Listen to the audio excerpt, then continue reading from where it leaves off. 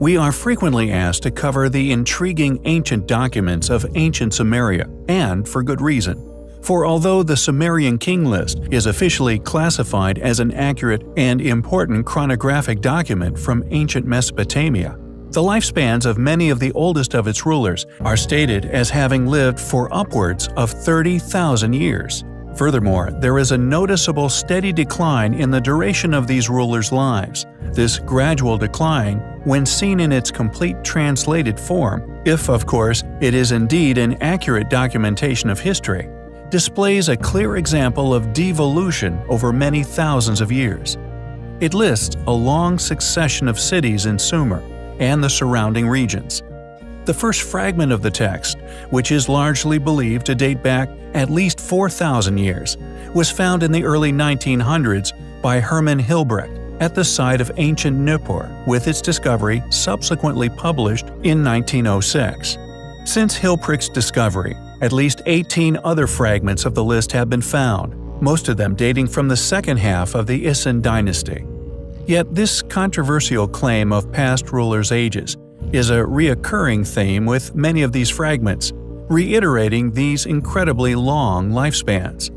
Furthermore, intriguingly, the Epic of Gilgamesh, perhaps the most famous, still surviving contribution to world history dating back to Mesopotamia, is depicted as nothing short of a giant. Often depicted, carrying what is perceived as his pet lion, the cat, however, appears far from tame, attempting to take a chunk from his arm, but due to Gilgamesh's relative size to his furry friend, merely appears as nothing more than a kitten when in his embrace. Could these claims of a 20,000-year lifespan be connected to the additional claim of many of the figures from this era's incredible sizes? Could heavy research and a subsequent in-depth exposé regarding the reality surrounding the claims of the Mesopotamian civilization finally confirm the past existence of not only giants, but human beings whom, after their derivation from divinity, initially had lifespans stretching into 30,000 years? For as the list states, and I quote, "After the kingship descended from heaven, they were situated within Eridung in Alulim. It is named after Eridung, who became king. He ruled for 28,800 years, with Alajar subsequently ruling for 36,000 years after him. Two kings who ruled for 64,800 years." End quote. As one would predict, such claims are simply dismissed by academics the world over. This is, of course, due to the tales of the king's immense longevity, and due to their own paradigms, one they are often funded to regurgitate, would have simply been impossibility. Additionally, along with this staunch denial to even consider such possibilities within mainstream study, this same fate befalls the countless, gigantic, unexplained megaliths found the world over. This is a clear example of how valuable academia perceives their illusionary, oracle-esque all-knowing regarding a complete history of human civilization. For if one was to consider such past individuals, having been responsible for the Great Pyramids for example, one could finally explain how, and indeed who, accomplished such ancient feats. But I digress. Could Mesopotamia be the key to unlocking many secrets hidden or lost within human history? We find such possibilities as highly compelling. The Terracotta Army, undoubtedly the most astonishing collection of carvings, whether mold-based or not, to be found anywhere on Earth. The artistic genius on display within this large terracotta army is hard to ignore when, according to academia, they were merely the handiwork of untrained slaves. Not only does the army display an immense level of detail and thus artistic talent, they are also all seemingly unique, as if each soldier was an accurate recreation of an ancient individual in full armor. We have, in the past, covered this astonishing discovery, discussing how the temple in which this army is said to be protecting has supposedly never been opened, this even though, upon excavating the original entranceways, sophisticated crossbows tipped with poisoned arrows were found left each on a butterfly trigger like something straight out of an Indiana Jones movie, Whatever these elaborate defenses were protecting has, according to Chinese authorities, never been explored. What's more, this same notoriously secret government have also made any future digs illegal, quashing all hopes for anyone who would like to know about this clearly intriguing section of history. However, these incredible features, along with the soldiers' average giant sizes, were not the only area of study we have explored regarding the Army. In our first video regarding the amazing sight, we explored the highly mysterious monoatomic pigment that was found on many of the statues, popularly known as Han purple.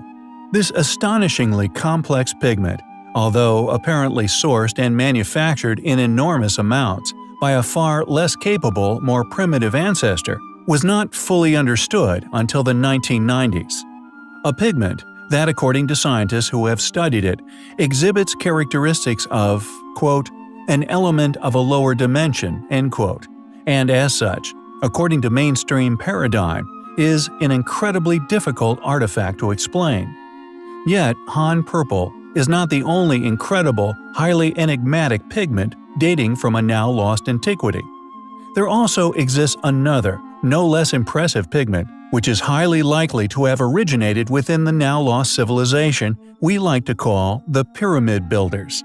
Known as Egyptian blue, this marvelous pigment was found during an investigation by the British Museum.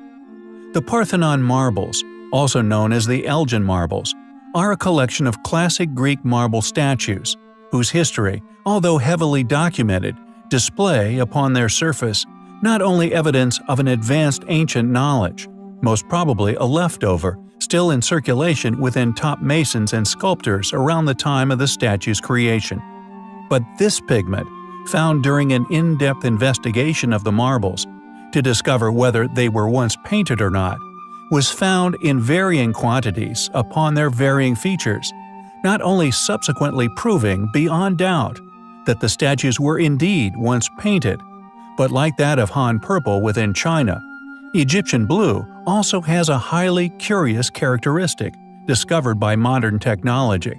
It is not only the sole surviving pigment on the statues, but is only visible within the infrared spectrum, a band invisible to the human eye. Made under the supervision of the architect and sculptor Phidias and his assistants. The origin of the pigment, however, just like that of Han purple, is unknown. Where did the knowledge for creating this pigment come from? Why is it now lost? Why does it emit colors invisible to the modern man's eye? We find not only Egyptian blue's infrared characteristics, but also Han purple's intriguing dimensionally deficient resonance as highly compelling.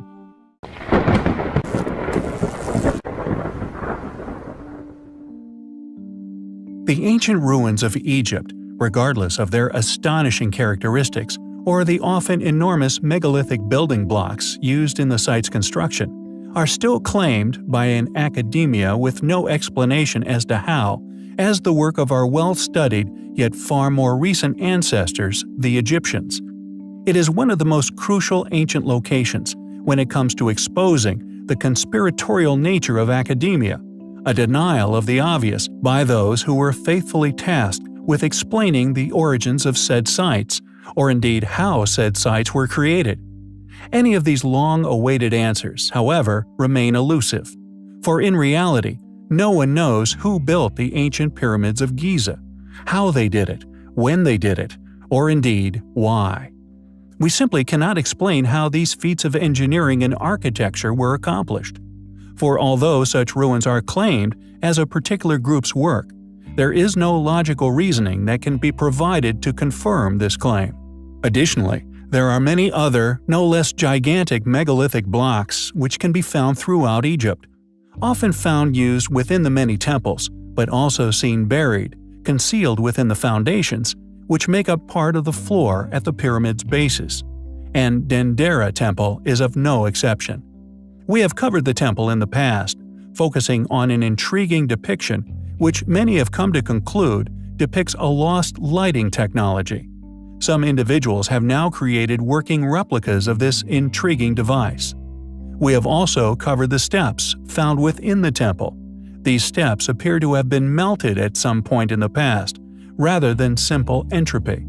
The temple, however, possesses many more inexplicable secrets, all concealed from the majority of Earth's population by a field of study that firstly lacks any demonstrative evidence, but also due to the evidence which one can mount to support the positive past stone-cutting power technology having once existed. Thus, these features are effectively ignored and thus largely overlooked. Copper chisels cannot explain its existence. People who have explored the temple have found that the repeating reliefs within are perfectly symmetrical, identical in form to within millimeters of each other. The leaching of salts between surfaces are the only reasons we can see the joints in the Great Hall. Furthermore, Chris Dunn, a fellow antiquarian, has explored these intriguing clues within Dendera Temple previously. Not only did the precision of the carving stun Chris Dunn, but the finish upon such a brittle stone has led Chris to conclude that high technology was once utilized to create the stone carvings. Who built Dendera? What technologies were used to construct the temple? Or indeed, ancient Egypt as a whole? Dendera is undoubtedly a jewel in the crown, a now lost antiquity, one which we find highly compelling. We regularly cover the countless gigantic ancient megaliths, which can fortunately still be found within the ruins of antiquity all over the world, enigmatic, often inexplicable relics of a forgotten age, that due to their controversial existence are either ignored by mainstream-funded explorations, subsequently obscured, overlooked by the greater world, or simply attributed to a culture once incapable of such undertakings. Once one is presented with the facts regarding these building blocks, their weights, the precision of the original execution, and the many other characteristics which elude academic explanation, it is easy to see why an academic world who continue to refuse even the smallest consideration in regards to the possibility of a lost chapter of human history, this regardless of the fact that said artifacts are rather ironically all undeniable evidence for their existence. One cannot only discover the motivation behind such denials, but the many tactics used to dodge such areas of study. For not only do we regularly explore these incredible megalithic legacies, but they are all too often attributed to a more recent, permitted, and thus funded, subsequently well-studied periods of ancestry. And our next item of interest is of no exception. We have in the past covered a number of the astonishing ancient megaliths that can be found dotting ancient Egypt, the Colossus of Memnon, which apparently once sung at night, each carved from a single block of granite and each weighing in at over 1,000 tons.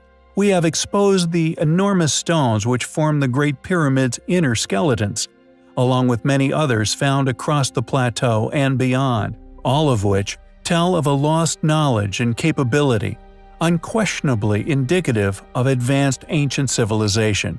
Pompeii's Pillar, located within Alexandria, is truly one of the wonders of the ancient world.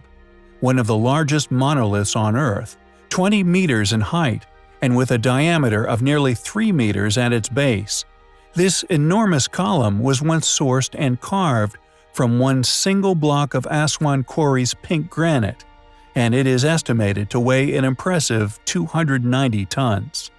Anyone within heavy goods, modern construction, will understand just how massive this pillar is, and indeed, just what an incredible feat it was for this ancient civilization to have once created such architecture. Pompeii's Pillar is so big that to claim such accomplishments were made within the Roman era or before, when even modern man has great difficulty moving such weights, even the smallest of distances, we feel is preposterous. Like that of the obelisk of Axum, which was unfortunately toppled, giving the obelisk its modern title of the Toppled Obelisk. This monolith is estimated to have weighed far more, yet was once erected somehow by an ancient ancestor. However, we feel, although at some time within the past, a concerted effort to destroy this legacy was undertaken. The pillar's enormous base made toppling it impossible by a later, less capable culture. Muslim traveler Ibn Battuta visited Alexandria in 1326 AD. Having shot an arrow tied to a string over the pillar, he successfully climbed over it. He was later followed in early 1803 by British commander John Shortland of HMS Pandour. After he flew a kite over the pillar, again successfully getting a rope over it, on February 2nd, he and John White, Pandour's master, climbed it. When they got to the top, they displayed a Union Jack, drank a toast to King George III, and gave 3 cheers. 4 days later they would climb the pillar again. After fixing a weather vane, they ate a beefsteak and again toasted the king. Who built Pompey's pillar? How did they move and erect it? Is this pillar the only surviving remnant of a past, enormous ancient structure? Or merely a single standing column? And if so, why? Why create just one pillar? Pompey's pillar is undoubtedly an amazing relic, left to us from a bygone era, and, as such, highly compelling. Lajeado de Pai Matus, located within modern-day Brazil, is an incredible ancient site that, just like Gornaya Shoria within Russia, is of such a tremendous age, and the stones incorporated into its structure are of such a huge size, that mainstream academics passionately attest to the site being merely geological. However, the megalithic wall located at the site, which is uncannily similar to many others, each claimed as geological. Yet the symmetry in the construction, the fact that the blocks are placed in what we now call stretcher courses, is a technique which can be seen within brick-built buildings all over the world.